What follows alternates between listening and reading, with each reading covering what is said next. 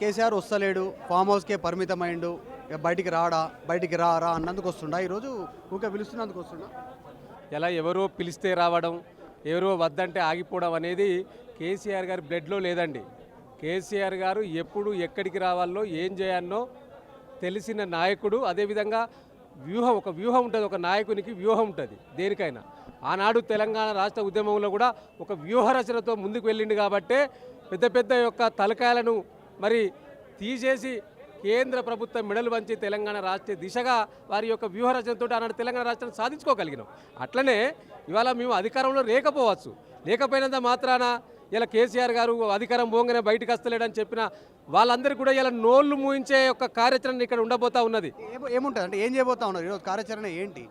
డెఫినెట్లీగా ఇలా మా నాయకుడు కేసీఆర్ గారు సరే అది ఈ అధికారికంగా ప్రకటిస్తాడు, కానీ మాకున్న ఆలోచన మేరకైతే డెఫినెట్లీగా ఇలా ఈ యొక్క పార్టీ విస్తృత సమావేశంలో పార్టీ కార్యకర్తలకు పార్టీ పునర్నిర్మాణం దిశగా, అదేవిధంగా పార్టీ ఇప్పటికే ఆవిర్భవించి 25 సంవత్సరాలు అవుతా ఉన్నది కాబట్టి 25 సంవత్సరాల సందర్భంగా ఒక దిశను నిర్దేశించబోతా ఉన్నాడు కేసీఆర్ గారు. దాన్ని తప్పకుండా అమల్లోకి తీసుకెళ్లడమే కాకుండా గ్రామ స్థాయి నుంచి వెళ్ళి పార్టీ బలోపేతం చేయడం, మండల స్థాయిలో జిల్లా స్థాయిలో పార్టీ నిర్మాణం చేయడం, అదేవిధంగా రాష్ట్ర స్థాయిలో కార్యవర్గం ఏర్పాటు చేయడం, అనుబంధ సంఘాలు ఏర్పాటు చేయడం, ఆ దిశగా దాంతోపాటు మెంబర్షిప్ను కూడా ఇప్పటికే మా పార్టీ 60 లక్షల మెంబర్షిప్ కలిగి ఉన్నది.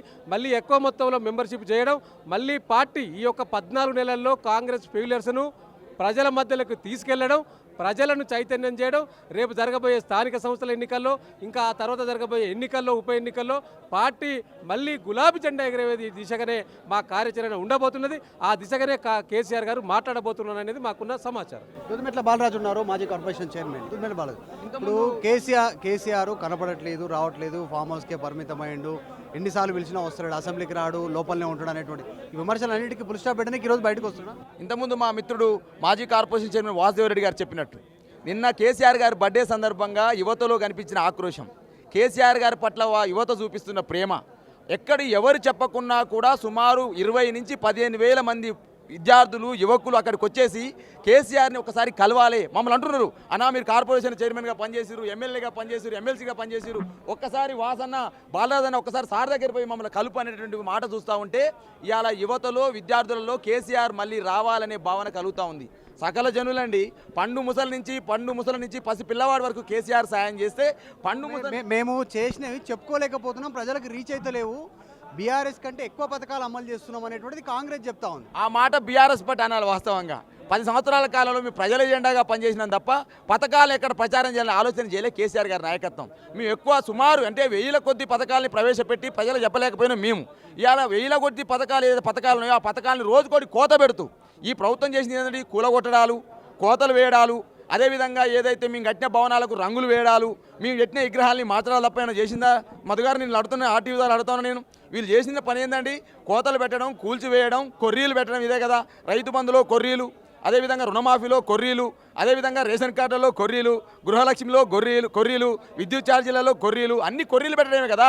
కొర్రీల ప్రభుత్వాన్ని కోరలు బీకడం కోసం ఇలా కదిలిన యువత కేసీఆర్ గారు స్పర్శించడం కోసం జరుగుతున్నటువంటి అయితే ఆ పుట్టినరోజు చూసినావో అది మాకు కనిపించింది. మధుగారు ఇలా మీ టీవీ ద్వారా చెప్తా ఉన్నాం, ఎందుకు ఇవాళ కాంగ్రెస్ పార్టీ వైఫల్యమైందంటే రుణమాఫీ నువ్వు చేసినవా 100% చేస్తా ఉన్నావు కదా, అందరి రైతులకు రుణమాఫీ అన్నావుగా బ్రదర్, నీ అలా అడుగుతా ఉన్నా మీ టీవీ ద్వారా. చేసినవా అందరికి రుణమాఫీ, అందరి రైతు కానీ రైతు బంధు ఇస్తాను, అందరికి రైతు బంధు ఇచ్చినావు బ్రదర్, మీ టీవీ ద్వారా అడుగుతా ఉన్నా. అన్నీ ఇంకేం చెప్పిండండి? మహిళలకట స్కూటీలట, తులం బంగారం అట, కళ్యాణ లక్ష్మి చెక్కులట, కళ్యాణ లక్ష్మి చెక్కు రాకపోయే, తులం బంగారం లేకపోయే, మహిళల స్కూటీ లేకపోయే, నిరుద్యోగ భృతి ఆగమైపోయే, 4,000 పింఛన్ ఆగమైపోయే, 4,000 నిరుద్యోగ భృతి ఎక్కడో పాయే, 2 లక్షల ఉద్యోగాలు ఆటకెక్కిస్తేవి, నిరుద్యోగులు ఏమన్నా అడిగితే కొడుతుంటివి. ఇలా అశోక్ నగర్ చౌరస్తాలో నిరుద్యోగులపై లారీ ఛార్జ్ ప్రజలు గుర్తు చేయాలి, విద్యార్థులు గుర్తులేరా? అదేవిధంగా ఉస్మాన్ షీట్లో మెగా డిఎస్సీ ఏమంటే అక్కడ కూడా కొట్టినావు కదా.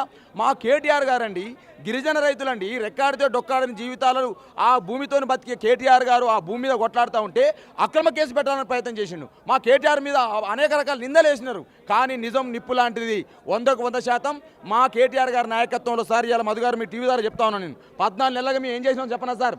మీరు ఎక్కడన్నా ఢిల్లీ చుట్టూ తిరిగిరాయా? ఇవాళ రేవంత్ రెడ్డి గారు ఈ టీవీ ద్వారా కనీసం ఆ టీవీ అన్న చూడండి, మీరు మా యొక్క భావన అర్థమవుతుంది.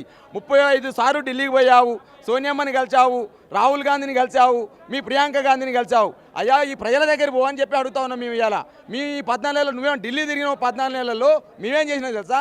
ఇప్పుడు వచ్చేటువంటి రోజులన్నీ కూడా రాజకీయాలన్నీ బీసీ ఎజెండాగా జరిగే అవకాశం ఉంది, చర్చ జరుగుతూ ఉంది. బీసీ అధ్యక్షుడిని ప్రకటించబోతా ఉంది బీజేపీ.